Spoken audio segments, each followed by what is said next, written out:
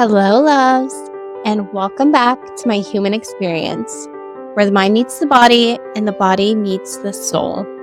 This is season 2, where we will be meeting with influential people that have impactful stories to share. On today's episode, we're diving into the incredible journey of a woman who defied the odds. As a teen mom who faced a childhood marked by abuse and hardship, she was told time and time again that she wouldn't make it. Society and statistics were stacked against her. Ethnic women who have children young are often told they'll face a lifetime of struggles with poverty, single motherhood, and limited opportunity. But she refused to let those labels define her. Through countless trials, from navigating toxic relationships to fighting for her children's future, she chose to rise above it all. Today, she's not only thriving, but has also created a yoga studio focused on helping others heal from trauma. By blending mindfulness, movement, and self-compassion, she's providing a safe space for people to navigate their own struggles and reclaim their power. She's proof that no matter the struggle, there's always a light at the end of the tunnel. Join us as we hear how she turned pain into purpose and how you too can rise above anything life throws your way.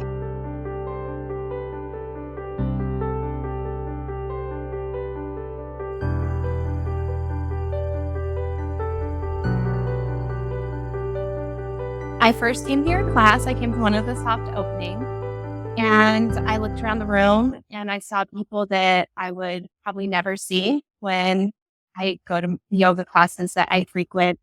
I saw people show up as they are. And when I walked into the room, you could just feel the energy shift.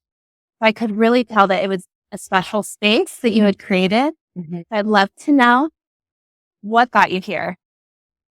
Oh, man. Well, I feel like that's a loaded question, but I really do think that it's an accumulation of life experiences. First and foremost, I grew up in East L.A. So really rough part of town. My house was literally on a corner of a very busy highway, tons of people from all walks of life walking up and down the street. I kind of grew up in a situation where people from, like I said, all walks of life just surrounding me all the time. So I've always felt very comfortable around different types of people. But I think as a result of that, recognizing that I'm also a different type of person. And that's kind of been my story from the beginning of time. So when it comes to the yoga studio, I think I just got to this space in my life where I recognize the need for community more now than ever in my life. Being a single mom, having 3 kids, each kid has, taught me something different. I had my daughter at 16. That was isolating. Being a teen mom, going through those different traumas of trying to navigate through life while giving up my own childhood to, provide for her to step into womanhood way before I was ready without the support of my parents, losing friends. So feeling isolated in that situation and feeling alone, like the odd one out there. Then I had my middle son, kind of same story, just very different stage in life, trying to figure it out, trying to put out this image of perfection, trying to do it right this time. That was exhausting, traumatizing in its own way. And then fast forward, I have my youngest son, Indy, who, as you know, is on the autism spectrum. And he caused me to grow in so many ways. One of them being learning to slow down. And I think when he came earthside, it just made me realize after I got his diagnosis that there's an area of opportunity for each of us to try to make this existence something that's enjoyable, where we can all feel like we are loved and seen.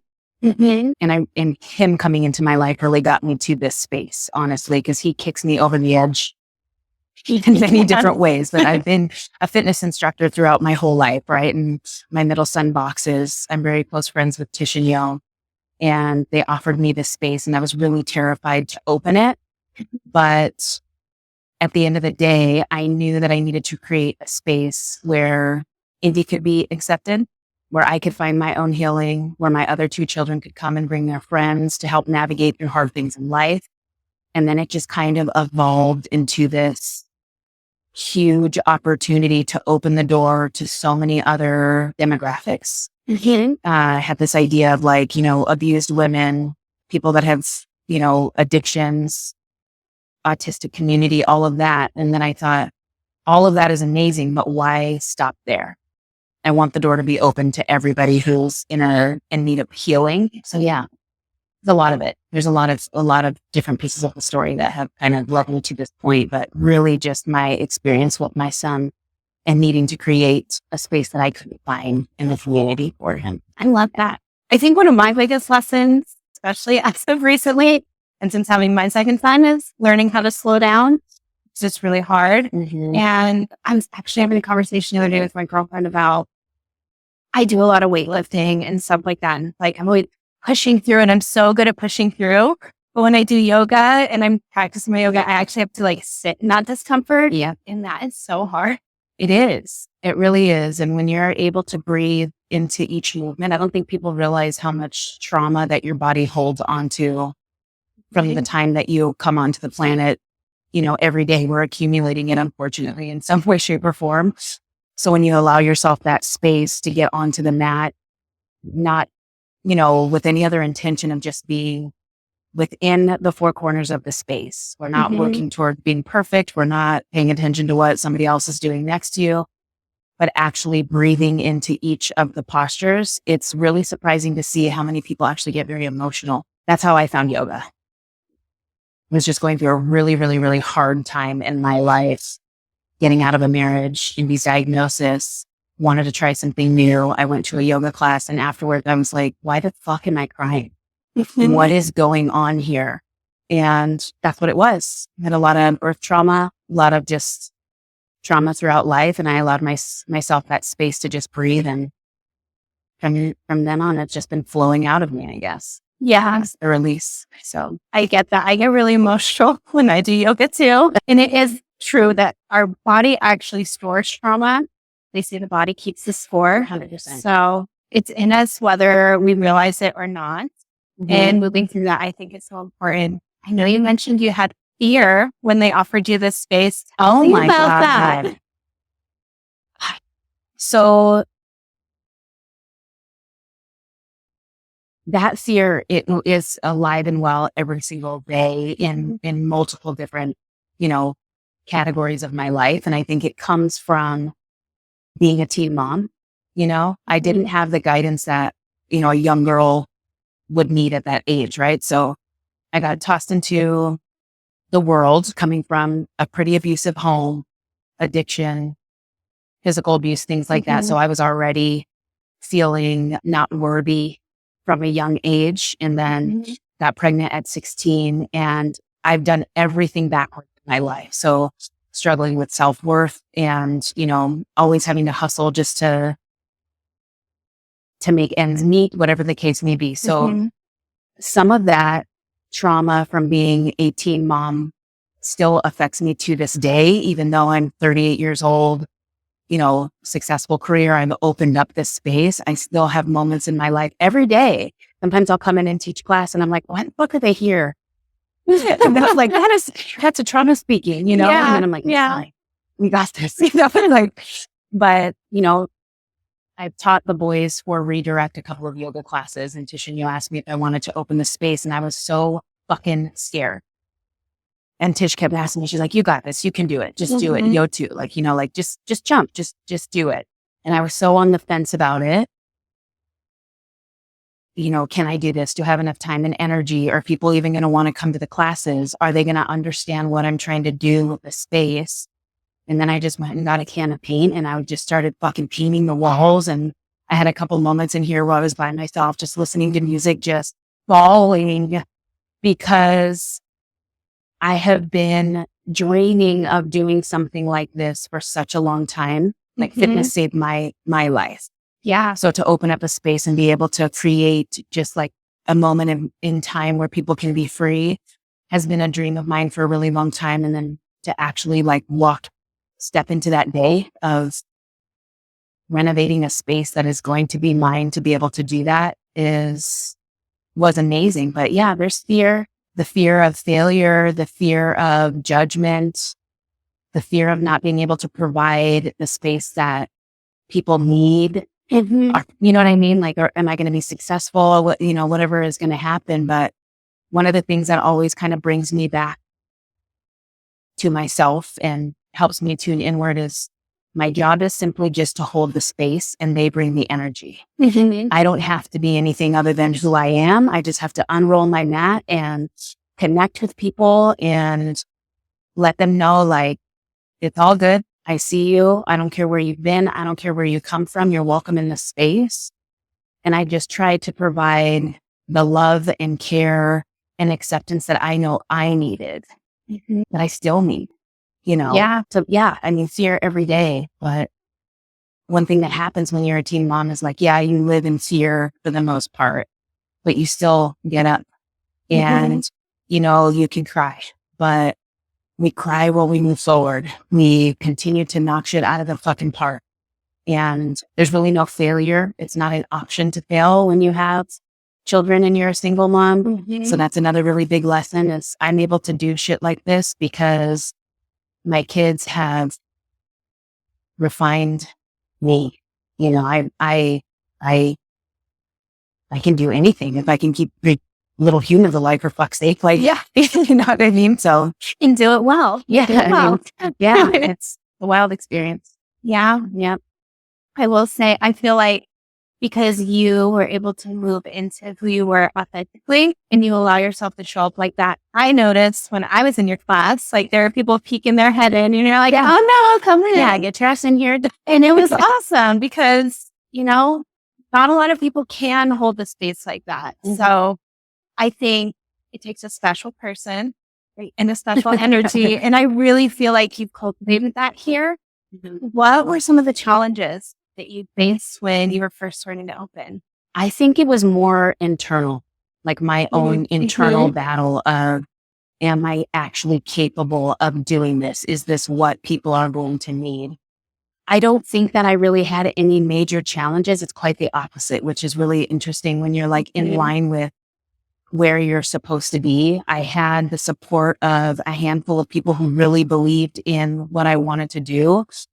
And the community came together, and like I had my good friend Pat came, built my shelves, ripped out the floor. I painted the walls. Everything is donated.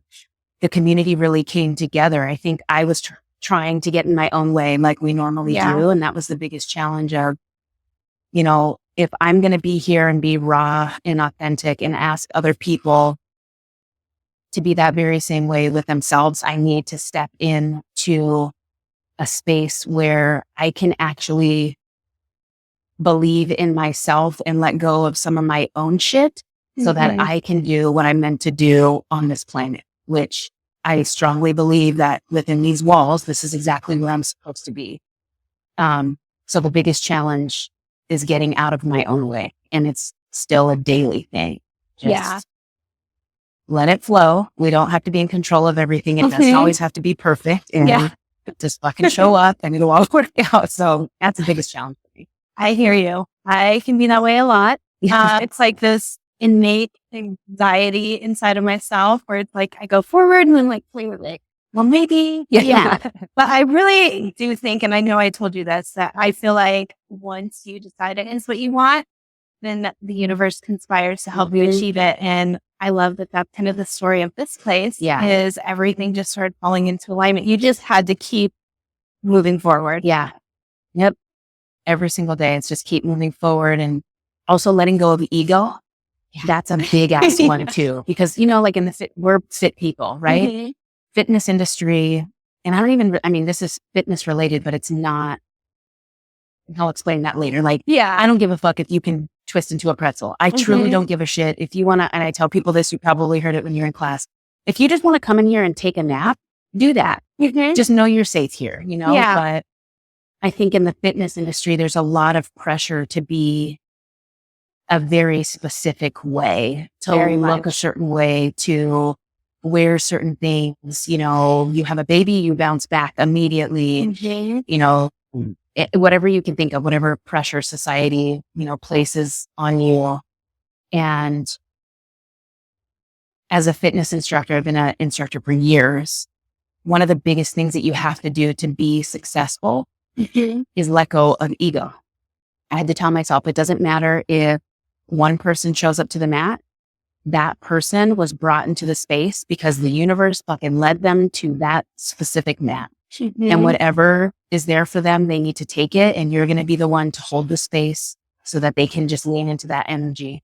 So I had to let go of that fear and that ego of like, well, what if people don't show up? Because it doesn't matter how big the class is. It matters how you're showing up in that space. Yeah. And how you're staying true to yourself. So just, the ego aspect is a huge one. And I think that's part of like what yoga teaches you is let go of ego and tune inward to try to see the bigger picture. So yeah. There's any exercise that I do that humbles me the most, it's absolutely yoga, no matter how you can do it. And I watched, I don't know if it was your story or one of your posts, and you were talking about how yoga shows us where we're off balance in our life. And that has actually stuck in my head the past few nights because I do yoga before I go to bed. And there are some days when I've just had like a day that just rocked me. Yeah. Like kids were screaming all day long. They were sick this week. I just felt like I was drowning. Yep. It was like when I was practicing, my balance was so what is my problem? Yeah. So I was like, oh, I think this is my body trying to tell me something. I need to slow down because my balance is off. Yeah. It's interesting. I will say that during class is like, the balance that you gain on the mat will permeate into your life. But I think another really valuable lesson is sometimes life is inside out and upside down. And some of us do things fucking backwards. And some of us are consistently falling down the fucking hill of sharp rocks, right? And it brings you to this other space of like self-judgment, that idea of perfection. Like, what does that look like? Who even made that? What is that? And when you come to the mat and you allow yourself to just, you fall out of a fucking posture, you get right back in. And I say this in class, that's the story of life. So allowing yourself to recognize like, yeah, I'm a little fucking off balance, but we're still showing up and we're still doing what we got to do. And eventually if shit balances out, like, it'll balance out and we'll breathe into it. And just learning to be easy with yourself and to let go of the expectations that essentially end up holding us back because it's too much to carry. Yeah. So I love that. Yeah. What is your vision kind of going forward now that you are officially open? Yeah. So the universe always listens. So I have to be very strategic with the way that I speak. But I'm still diving into getting different demographics into the space, right? So I want to bring more kids, more disabled, the disabled community, want to get them in here. I want to work more with the shelters in this area. I want to work with the homeless population. I want to make some pretty big connections just to get whoever needs to be on the mat. I don't really have this like list of specific people, you know what I mean? Anymore. I started that way, but now I'm like, let's just fucking swing the doors wide open. So one of the goals that I have is just to make those connections so I can make sure that I get people into the door so that they know that this space is here. Number one.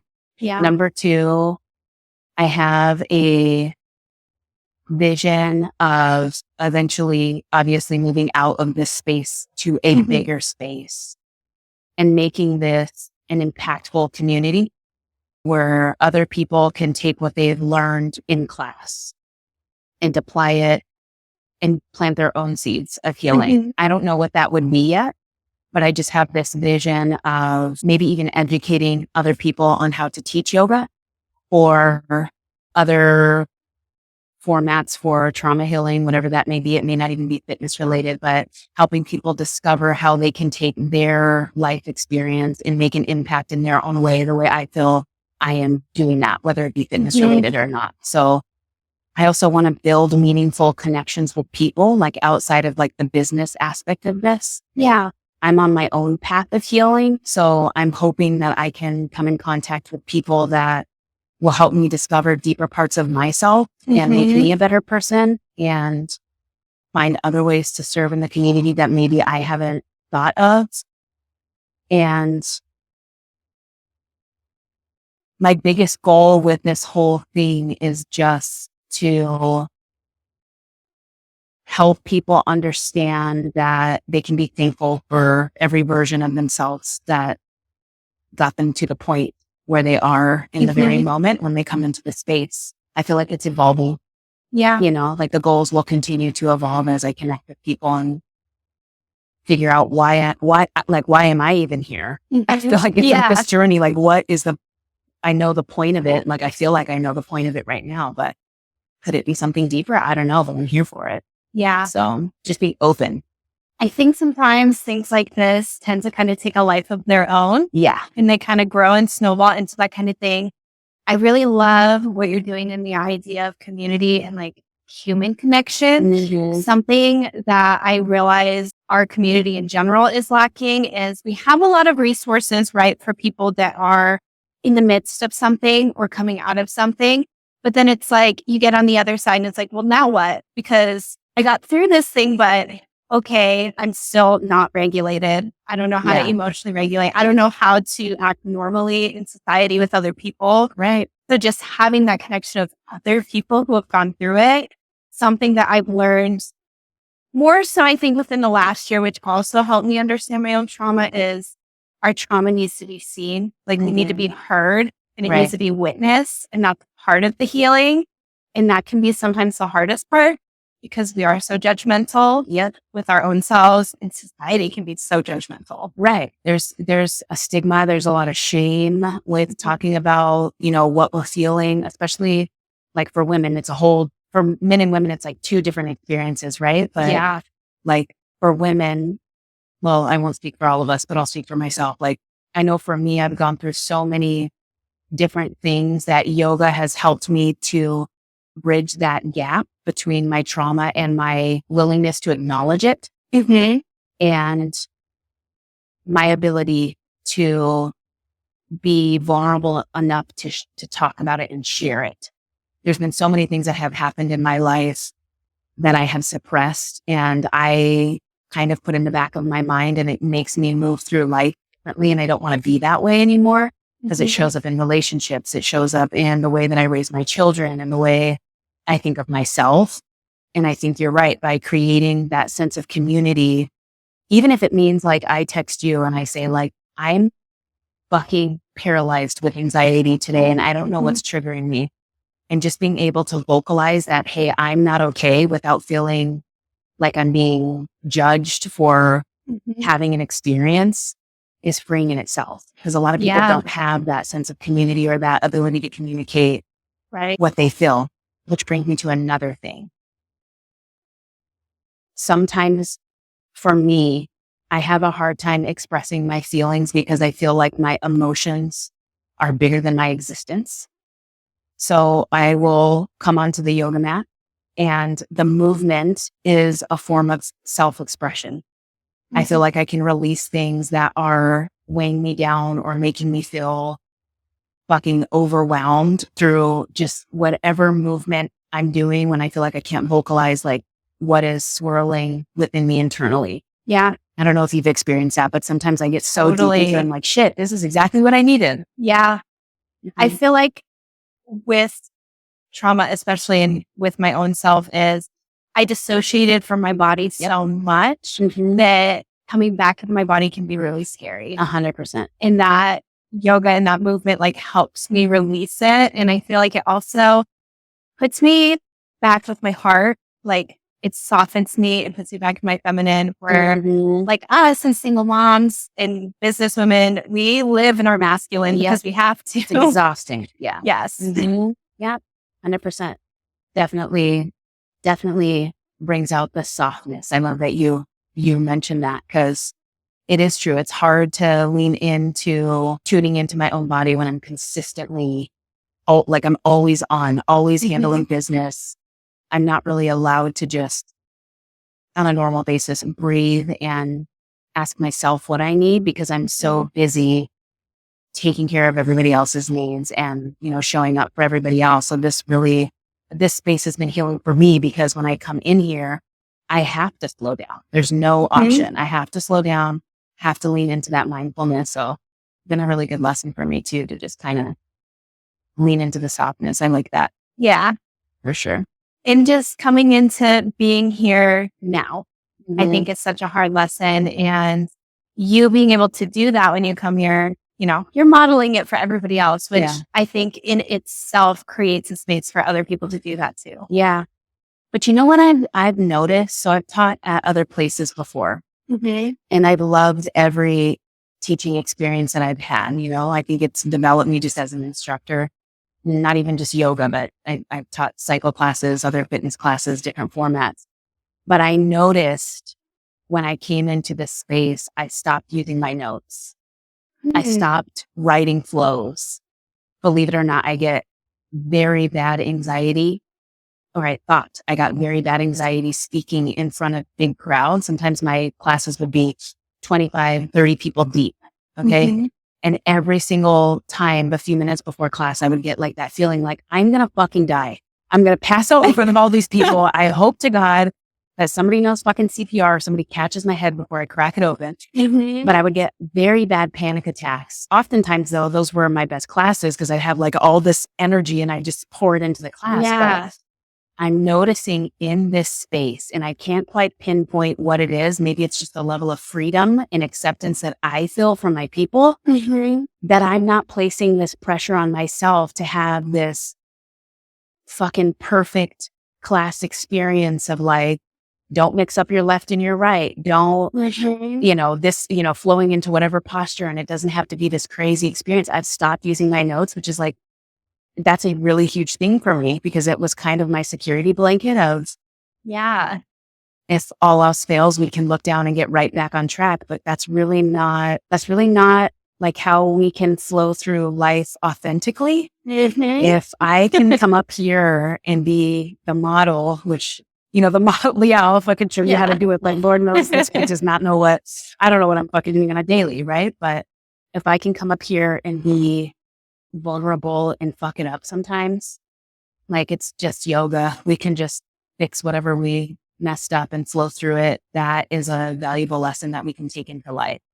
We don't have to take everything so serious, I love that. Yeah, it helps take the stuffiness out of it. Just I feel like in general, as people, we put way too much pressure on ourselves and everything being perfect because I think itself is so unserious. Yeah. And it's hard to kind of like pull that back. I know I use humor a lot to like deflect my own 100%. but like it's better that you can like laugh about it. I always say if you can laugh about it, you can live with it. So it's funny. I mean, I had a class the other day and I'm pretty sure I said, bring your chin to your forehead. And I was like, we can't do that. It's so embarrassing. And then I couldn't stop laughing, but it just lightens the room. You're like, oh, fuck it, whatever. You know what I meant. Just put it there. Put your head wherever you want, really. So the other cool thing that I'm experiencing is my kids, my two older ones, Malaya and Elliot, come to class. And, I haven't been the perfect mom. And this is trauma-informed yoga. So this has kind of allowed me, this is going to make me, I feel like I'm going to start crying. You can cry. I don't want to. Lashes will fall. Oh, no. But this has kind of allowed me to forgive myself for, not having the path forward and causing them trauma. Like, I think this is I'm a more refined version of myself. And this is kind of my way to help them heal from the shit that I put them through just because of my own shit, Yeah. in hopes that they can go through life a little bit softer and break cycles that I carried with me from past experiences. I'm hoping that, they can move through life in a healthier, happier way. And, offer somebody else healing just by existing in the way that they exist. So that's been a really unique thing is like, fuck, I really fucked out. Like Malaya, oh my God. My little girl, my only girl. There would be days where like we lived in North Carolina. That's a whole long story, but I was 17. I didn't know what the fuck I was doing. There were days where we didn't have anything to eat other than instant rice. And that's what we eat. we moved all over the place. I dated people. I got married 5 million times. I just feel like I'm dragged them through life. That's something that I'm working on healing within myself. So to be able to bring them to the mat and like, look, I fucked it all up. I'm sorry. Let's acknowledge it. Mhm. I don't want to be the parent that doesn't acknowledge my child's wounds. I want them to be able to flow through them and be gentle with themselves and recognize that they're having this human experience. So I hope that I'm like facilitating that for them. Like, you're also safe here too. And I recognize that this was not like smooth sailing. It's not for anybody, but take ownership over the damage that I've caused. Yeah. Because I'm moving through my own trauma, I'm able to do that. So that's a unique opportunity. Yeah. Mm-hmm. And I think as a mom and just as a woman, I hope you give yourself a ton of credit, because I think that is something I don't see very often, is like people can't acknowledge it. And I think so much our kids just need us to see them and be like, you know what? I'm so sorry I fucked up. Ugh. I mean, I tell my kids like 100 times a day sometimes, I'm so sorry. Well, shit. Because it's hard and It's they fucking push hard. you. And like with my oldest, I wasn't in a good place when I had him. Mm-hmm. And I feel that way a lot, where I'm just like, man, I could have done such a better job. Mm-hmm. And I see the differences between like my younger son and him. And I'm That's like, the gosh, worst. I wish I could have shown up for you the way I showed up for him. But we kind of just grew up together, and Yeah. I'm sorry. 100%. That is me and my oldest. We grew up together like 1000%. And it's interesting because I read something or heard something. I'll have to share it with you at a later time, where it's like, you know, siblings grow up together. Mhm. And in our minds, it's like they grew up in the same household, but they had two completely different experiences because they were dealing with two different versions of us, for fuck's sake. It's so hard. But knowing how hard it is and knowing how I will have my moments with my kids, it's allowed me to have a deeper understanding of my own mother and father. Like, I love my mom to death. I talk to her almost every single fucking day. And that poor woman had 4 kids, went through it, and has a whole experience of her own.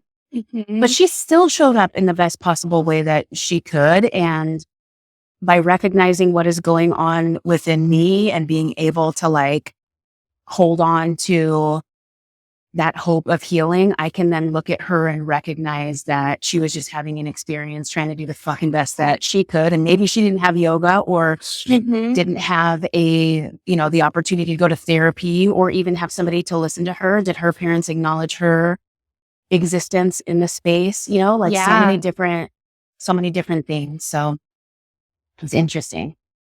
I think it's just a reminder that we're all doing the best we can with what we have and what we know. And I think, just like you said, generationally speaking, women then did not have the opportunities that we had now, and they kind of just had their place and they just had to make it work. Yeah. And so in this space, one of the other things that I really love is having mixed age group. When we have people that are a little bit older in here, and there's not, or maybe like it's older and a couple of young girls in here, I will try to find a way to spice in how can the older generation lift up the younger generation.